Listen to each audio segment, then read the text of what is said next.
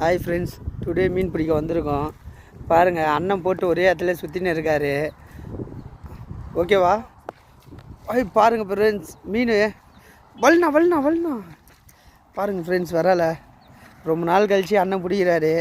கடைசியாக எந்த ஏரியில் பிடிச்சாருன்னு எனக்கே தெரில, இல்லை அவருக்கும் தெரிலன்னு நினைக்கிறேன். நல்ல சைஸு, நல்ல ஊக்கப்பு பாருங்கள்.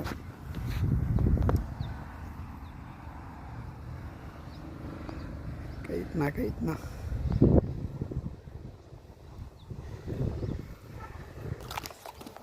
நோ சாவடிக்காதண்ணா, மீன் பிடிக்கிறோம். கைட்னா